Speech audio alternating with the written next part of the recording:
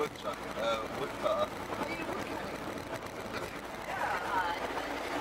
Is he the guy with the hair? No. No, he was the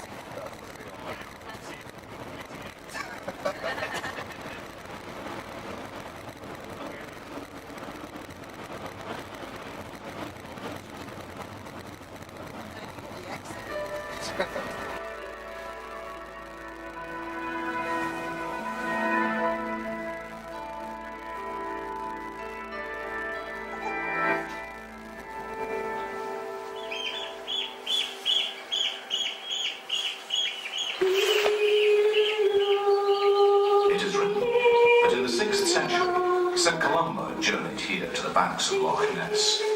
This was the land of the Picts, the native people of these highland glens. Columba came to a halt here at Urquhart, where he was inspired to visit a fortress overlooking the loch, on the site of the present castle. It was the home of a Pictish chieftain, Emcheth, who lay close to death. The Irish saint had come here from his island sanctuary of Iona and was on a mission to convert the Picts to Christianity.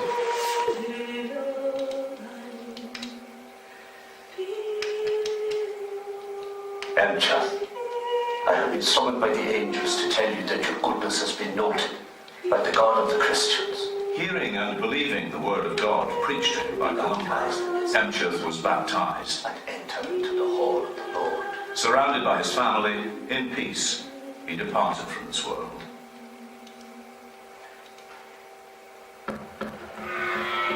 More than 6 centuries after Columba's visit, this land had become part of the kingdom of the Scots. By 1250, a mighty stone castle stood here on the rocky promontory at Urquhart, guarding the loch. The king had granted the castle of Urquhart with its vast estate to Sir Alan Durwood. When Sir Alan was the resident of his castle, he would spend much of his time in the hills and glens, hunting deer and wild boar.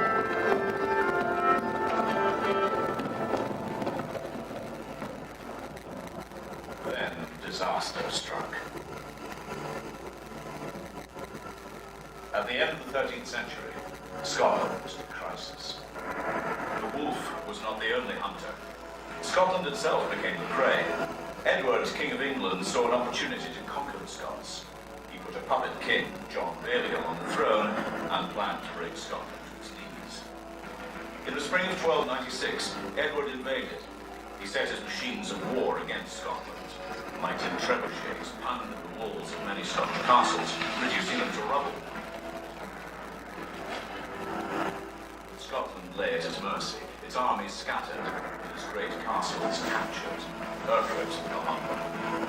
Seizing the castles was easy, but holding them against the Scots was even more difficult.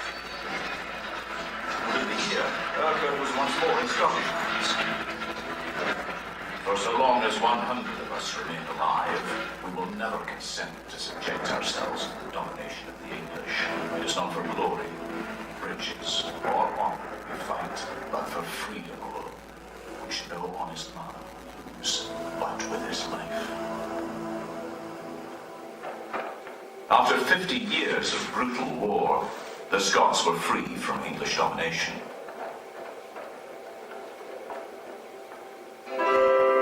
Peace returned to Scotland, and the inhabitants of Glen Urquhart were able to resume a normal life. The peace proved short-lived.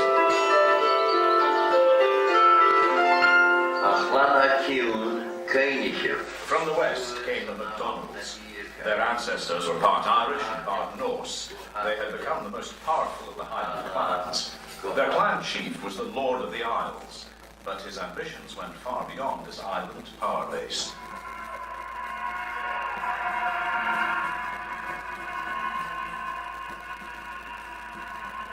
The clansmen of the Lord of the Isles came out of the west and stormed the castle. Sweeping all before them, they took the castle by fire and sword.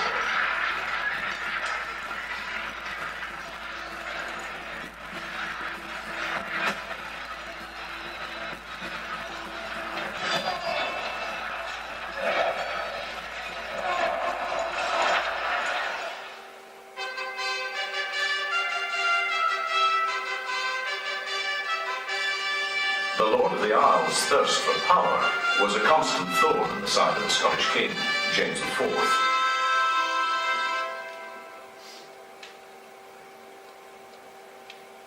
In an attempt to stop their ambitions, he stripped the MacDonalds of all their lands and titles.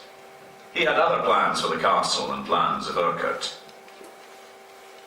Know ye that for the increase of our rental and the promotion of good government in the lands, we have given, granted, and by this present charter confirmed to John Grant the lands of Urquhart with the castle. With the gift of Urquhart to Sir John Grant, the castle and lands passed forever from the Scottish crown to the chiefs of Clan Grant. But the pen of King James was no match for the swords of the MacDonalds. Like their Viking ancestors, they took to raiding. Each spring the clansmen returned to burn Glen Urquhart. In the Great Raid of 1545, over 1,000 cattle were taken. The castle was seized and stripped of anything of value.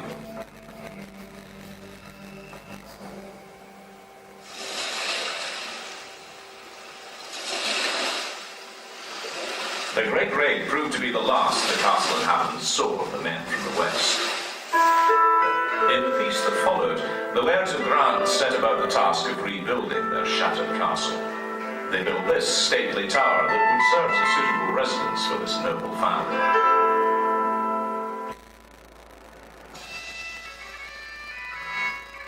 In 1689, the Catholic King James VII fled into exile.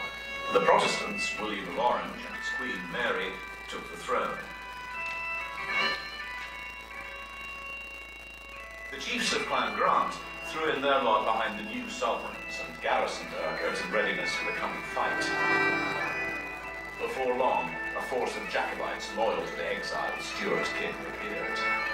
They stopped their march and laid siege to the ancient castle. Without heavy guns, the Jacobites could make no impression on the mighty stronghold and withdrew. The Grand Chief Officer of Urquhart Castle decided to abandon the castle to its fate. The gatehouse of the castle was packed with kegs of gunpowder, and the fuse was lit.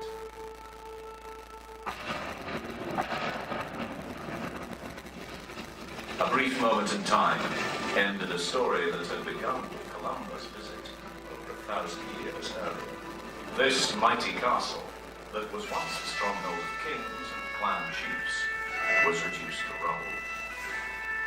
The Grant Highlanders marched out of the castle for the last time, and Urquhart was left in flames.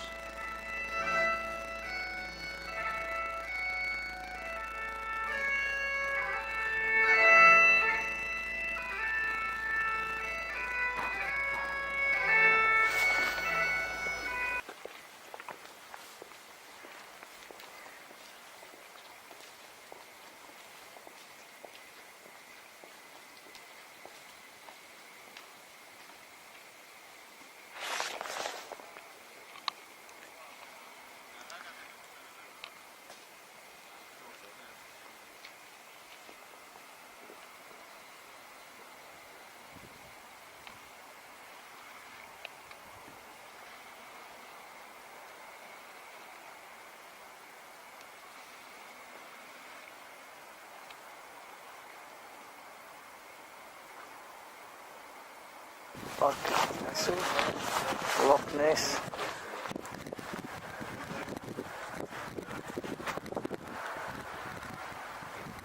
Base arrangement.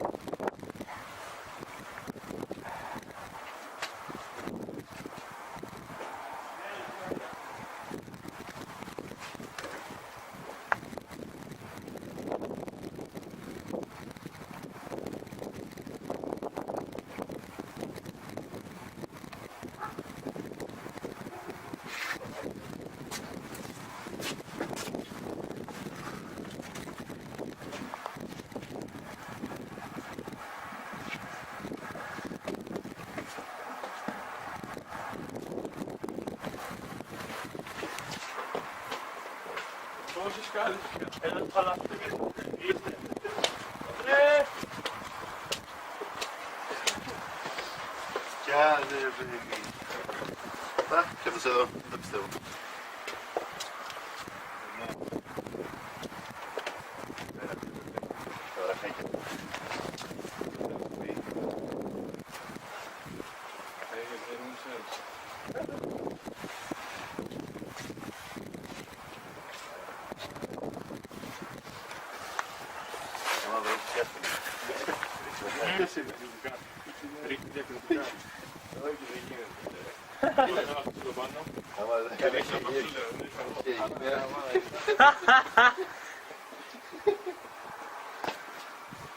Ni hao.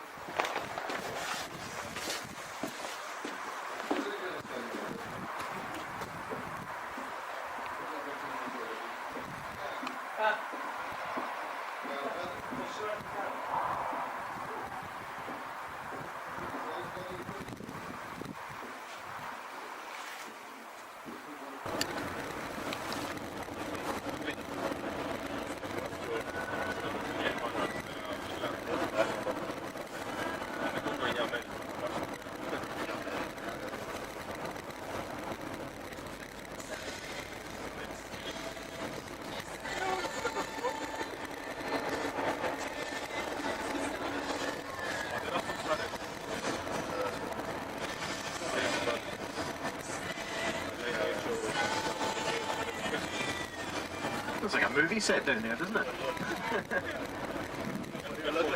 It's like that scene in the Never-Ending Story where the horse sinks into the bog. Have you seen that? Never-Ending Story.